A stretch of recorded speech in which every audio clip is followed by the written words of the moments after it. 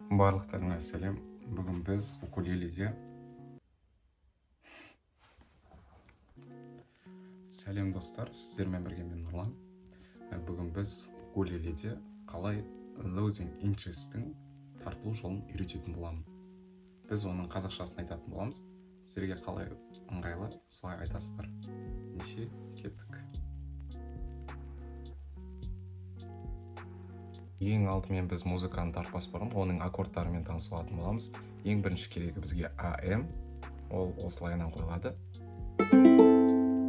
Екіншісі EM, ол осылайынан, және де осылайынан қойылады.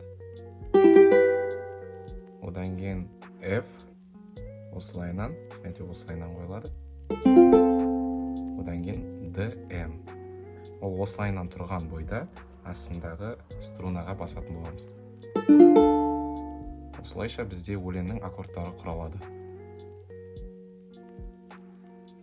Біз енді бұның қағысына көшсек, музыка жаңағы аккордтарымызды біріктіре отырып, оның қағыстарын да сіздерге көрсететін боламын. Яғни төмен, жоғары, соққы. Төмен, жоғары, соққы. Осылайша біздің қағысымыз пайда болады. Қызық емес, барған сайын суып барады.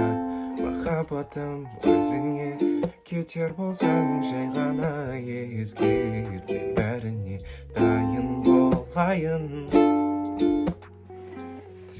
Осылайша біз losing interest әніне обучениені аяқтаймыз. Сіздерге осы менің видеомның аса лайктарыңызды басып, комментарияға қандай музыка айтқанымды қалайсыздар, тағы қандай музыкаға обучение қалайсыздар, соны комментарияға жазып кетіңіздер. Мен обязательно бәрін оқитын боламын. Ендеше қош сау болыңыздар.